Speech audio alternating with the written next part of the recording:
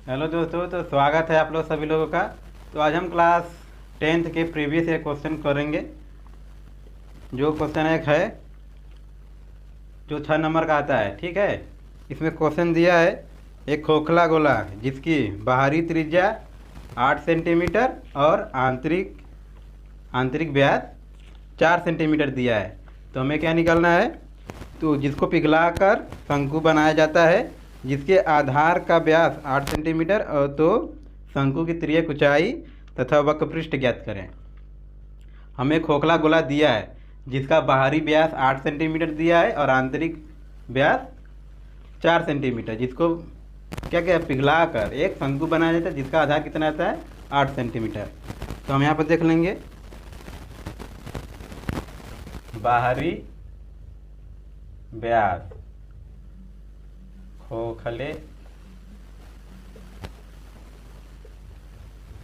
खोखले गोले का बाहरी व्यास दिया है 8 सेंटीमीटर। तो त्रिज्या कितनी हो जाएगी? 4 सेंटीमीटर। और खोखले गोले का आंतरिक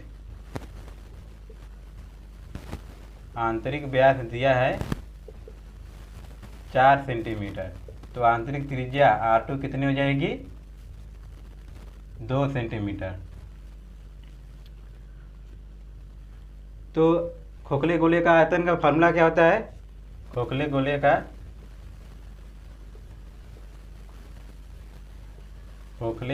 का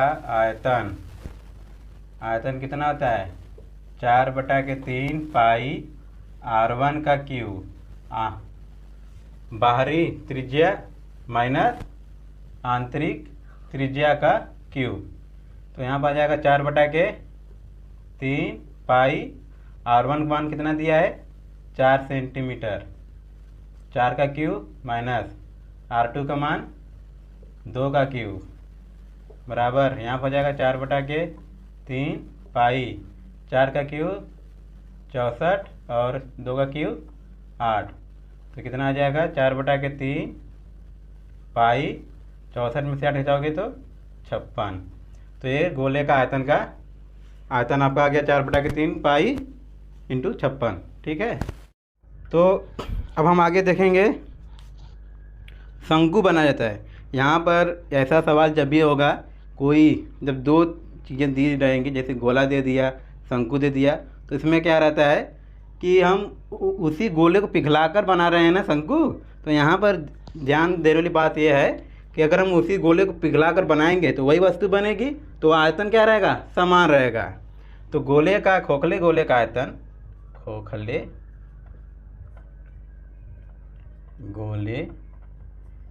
आयतन बराबर होगा शंकु के आयतन के। शंकु का आयतन क्या होगा? खोखले गोले के आयतन के बराबर होगा। तो हमें इस खोखले गोले का आयतन दिया है 4/3 पाई गुणे 56। और शंकु का आयतन का फार्मूला क्या होता है? 2/3 pi r square 1/3 pi r square h. 1/3 pi r square.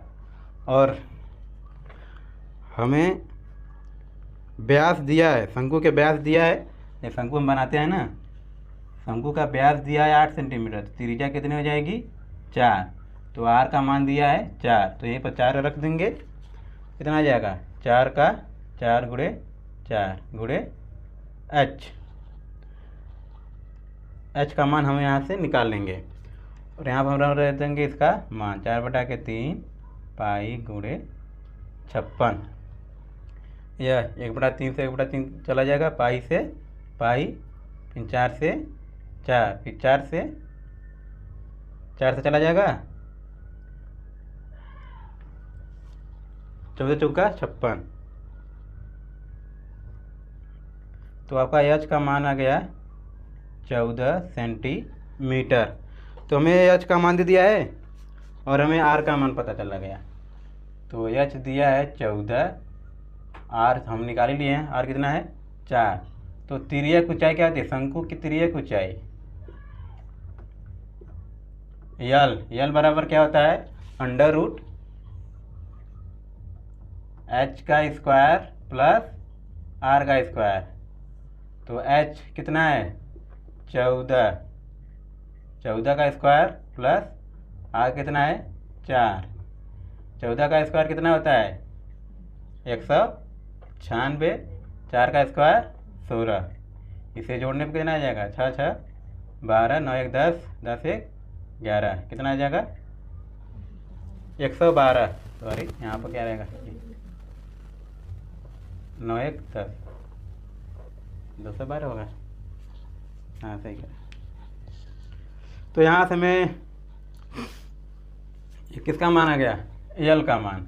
तो देखो एक तो मान निकल गया, शंकु की तिर्यक ऊंचाई, और पूछा है वक्र पृष्ठ।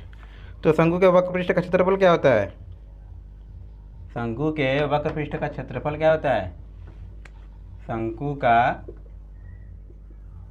वक्र पृष्ठ, शंकु का वक्र पृष्ठ होता है पाई आर रियल। पाई का मान 22/7, आर का मान 4 और रियल का मान कड़ी में 2 1 2। तो इसे हल कर दोगे, यहाँ पर क्या हो जाएगा 22 चौके 88/7, इसे 53 × 4, तो कितना आ जाएगा 4 3 12, 4 5 20 21। तो इसे क्या लिख सकते हो 53 × 4 लिख सकते हो, 4 12 आ जाए कितना आ जाएगा 2 कड़ी में 53। तो इसे लिख सकते हो 2 कड़ी में 53। अब इसका 2 का मल्टीप्लाई कर दोगे तो क्या है 8 दूना के 16 1 17/7 अंडर रूट 53। तो इसे भी लिख सकते हो 2 अंडर रूट 53। तो यहाँ पर देखो ऊंचाई 14 सेंटीमीटर आ गई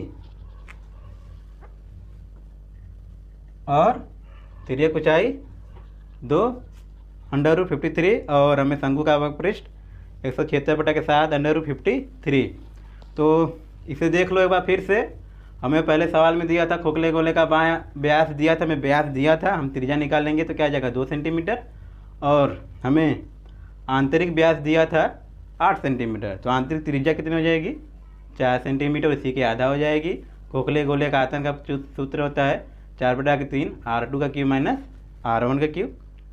यहाँ 4/3 4 का क्यूब कर दोगे, फिर यहाँ से हल करने पर कितना आ जाएगा 4/3 पाई × 56। तो यहाँ पर दूसरी बात यहाँ पर ध्यान देने वाली बात यह है कि हम जिसे पिघलाकर जो वस्तु बनाते हैं उन दोनों का जो आयतन होता है वो क्या रहता है समान रहता है। बस हमें कुछ नहीं करना है, हमें शंकु के आयतन का फार्मूला रखना है और उसी आयतन को हम जो निकाले हैं खोखले गोले का आयतन उसी पर रख देंगे। तो यहाँ से हम एच का मान निकाल लेंगे।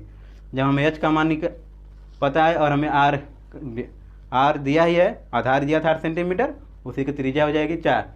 तो जब एच और आर का पता है तो त्रिज्या की ऊंचाई क्या होता है यल = under root h² plus r²। तो यहाँ से हम यल का मान निकाल लेंगे। तो यल का मान भी हमें पूछा भी था 2 कड़ी में 53। फिर शंकु का वक्र पृष्ठ क्या होता है पाई आर यल। तो यहाँ से आपका आंसर हो गया। चलिएगा दोस्तों, देखिएगा प्रीवियस ईयर का क्लास 10th का मैथ का जो क्वेश्चन है ये 6 मार्क्स में क्वेश्चन आते हैं, 6 मार्क्स का क्वेश्चन आता है। बहुत ही इंपॉर्टेंट क्वेश्चन है ये क्वेश्चन, मैं करवा रहा हूँ, प्रीवियस में क्वेश्चन आता है। देखिएगा ये क्या लिखा हुआ है 5/x-1 है, यहाँ पर क्या है 1/y-2 है, यहाँ पर क्या है 6-x-1 है। इसका मतलब है कि 1/x-1 यहाँ पर भी है और यहाँ पर भी है, यहाँ पर भी क्या है 1/y-2 है। अगर मैं इसको लिखना चाहूँगा तो मैं ऐसे लिख सकता हूँ कि 5 × x-1 प्लस 1 × 1/y-2 = 7/4। फिर यहाँ पर मैं लिखना चाहूँगा 6 × 1/x-1 माइनस है 2 × y-2 = 1/2। ठीक है, ये हमारा क्या है फर्स्ट इक्वेशन है, ये हमारा क्या है सेकंड इक्वेशन है। मैं इस पूरे को क्या मान लेता हूँ a मान लेता हूँ, मैं इस पूरे को क्या मान लेता हूँ 1/x-1 को क्या मान लेता हूँ a मान लेता हूँ, और इसको क्या मैं मान लेता हूँ b मान लेता हूँ। जिसको जो मानना है वो मान ले और वहाँ पर लिख भी दे कि 1/x-1 = a होगा, फिर इसके बाद 1/y-2 = क्या होगा v होगा। अगर हमने इसको a मान लिया है तो मैं यहाँ पे क्या लिख सकता हूँ 5a प्लस इसको मैंने b मान लिया, b का मल्टीपल अगर 1 में होगा तो b ही होगा, इज इक्वल टू 7/4 हो जाएगा। फिर यहाँ पर भी क्या होगा, 1/x-1 है, इसको हमने a माना है तो 6 इंटू क्या हो जाएगा, a हो जाएगा। यहाँ माइनस है, यहाँ 2 है, 1/y-2 है इंटू b हो जाएगा, 2b इज इक्वल टू क्या हो जाएगा, 1/2 हो जाएगा। देखिएगा अब ये हमारे पास इक्वेशन है, क्या है, फ्रैक्शन में मिलेगा। हमको इसको क्या बनाना है, सरल इक्वेशन बनाना है, ठीक है, लीनियर इक्वेशन बनाना है, रैखिक समीकरण बनाना है। अब हम इस 4 का मल्टीपल क्या करेंगे, इस पूरे में करेंगे। इसका क्या है, क्रॉस मल्टीप्लिकेशन होता है, तिर्यक गुणा होता है, इस 4 का मल्टीपल इस पूरे में करेंगे। 4 का गुणा 5 में करेंगे तो 20a होगा, 4 का गुणा b में करेंगे तो क्या होगा, 4b होगा। इसी तरह यहाँ पर भी करेंगे, ये पूरा है और इसमें 2 का मल्टीप्लाई कर देंगे, पूरे ये क्या है, छोटा वाले ब्रैकेट में, यानी 6a - 2b में 2 का मल्टीपल यहाँ पर करेंगे तो 12a होगा। इसके बाद यहाँ पे क्या होगा, 7 हो जाएगा। फिर इसके बाद 2 का मल्टीपल करेंगे तो यहाँ पे क्या होगा, -4b हो जाएगा, इज इक्वल टू 1 हो जाएगा। अब ये हमारे पास क्या है कि लीनियर इक्वेशन हो गए दोस्तों, ठीक है। हमको क्या करना है, विलोपन विधि से करना है, इलिमिनेशन मेथड से करना है। यहाँ पर कौन सी विधि लगेगी, विलोपन विधि। हिंदी में क्या कहते हैं, विलोपन, ठीक है। इंग्लिश में क्या कहते हैं, इलिमिनेशन, ठीक है, इलिमिनेशन। कैंसिल करना, कोई एक हमारा क्या होगा, ए और बी क्या होगा, कैंसिल होगा। देखिए कैसे कैंसिल हो रहा है, अगर मैं समीकरण फर्स्ट मान लेता हूँ, इसको सेकंड में मान लेता हूँ, इसको जब हम ऐड करेंगे तो एक क्या है पॉजिटिव आ रहा है और एक क्या है नेगेटिव है, 4b पॉजिटिव, यहाँ पर नेगेटिव है, this and this is cancel out. इसको हमने क्या किया, ऐड कर रहे हैं, ऐड कर रहे हैं तो यहाँ पे क्या होगा, 32a होगा और यहाँ पे क्या हो जाएगा, 8 हो जाएगा। a इक्वल टू कितना होगा, 8/32, इट मीन्स 1/4 हो जाएगा। a की वैल्यू कितनी आएगी, 1/4 आ गई। जब a की वैल्यू 1/4 आ गई है, हमको किसी भी समीकरण में रख देना है, फर्स्ट और सेकंड में रख देना है, ठीक है। अच्छा किसी में रखना है तो b आ जाएगी, ठीक है। फिर यहाँ से हम कर लेंगे। अच्छा a की वैल्यू हम किसी समीकरण में रख लेते हैं, चलिए मैं मान लेता हूँ फर्स्ट में रख लेता हूँ, 20a है प्लस 4b है इज इक्वल टू 7 है। मैं a की वैल्यू क्या है, 1/4 रख लिया, plus 4b is equal to 7, ये 4 पंजे क्या है 20, 5 plus 4b is equal to 7, 4b is equal to कितना हो जाएगा, 7 - 5, 4b इज इक्वल टू क्या हो जाएगा 2, b बराबर कितना हो जाएगा 2/4, इट मीन्स 1/2 हो गया। v की वैल्यू 1/2 हो गई और a की वैल्यू क्या है 1/4 हो गई है। अब हमको a और b हमने क्या माना था, यहाँ पर माना था, इसकी जगह रख लेंगे। यहाँ से देखिएगा दोस्तों, x - 1 बराबर a की जगह हमने क्या निकाला था 1/4, 1/4 रख लो।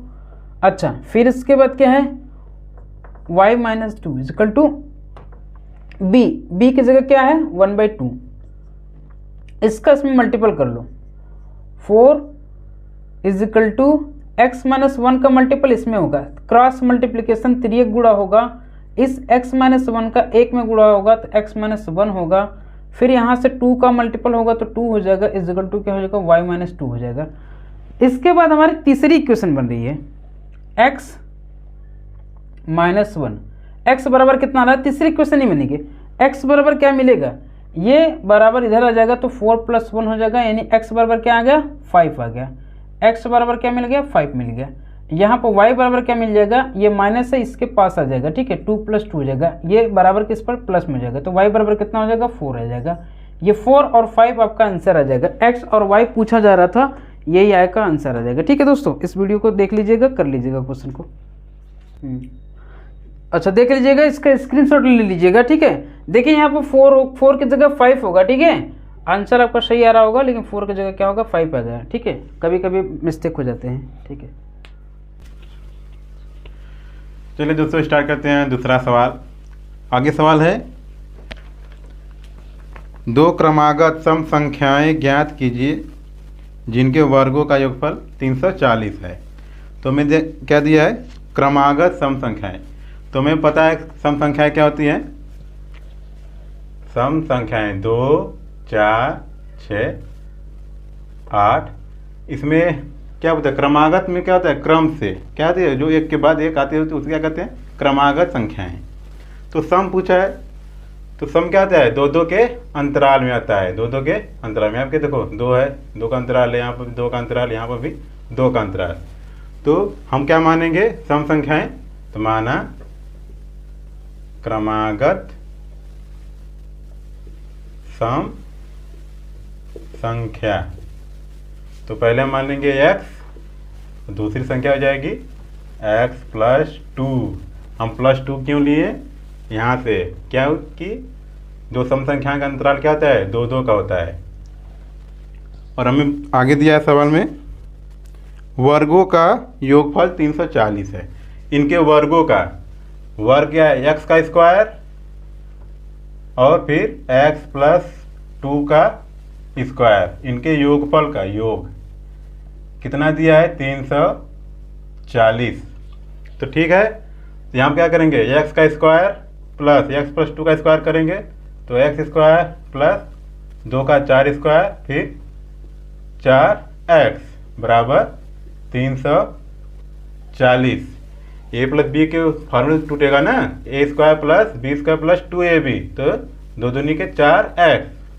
यहाँ पर देखो एक्स स्क्वायर एक्स स्क्वायर को जोड़ दोगे तो कितना जाएगा, 2x square plus 4 plus 4x बराबर 340।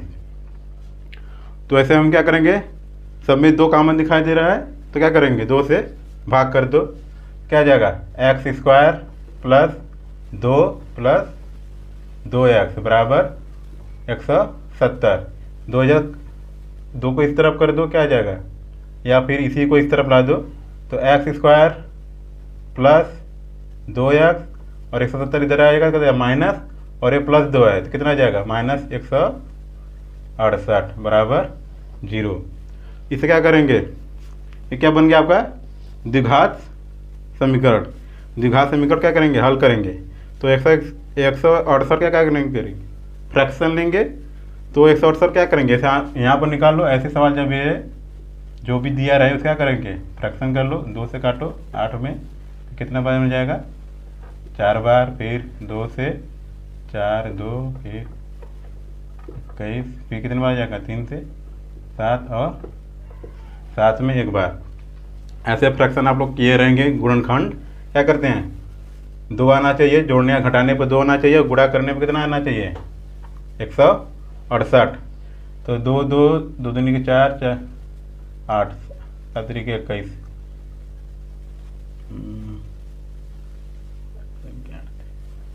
एक प्रश्न कितना है, 14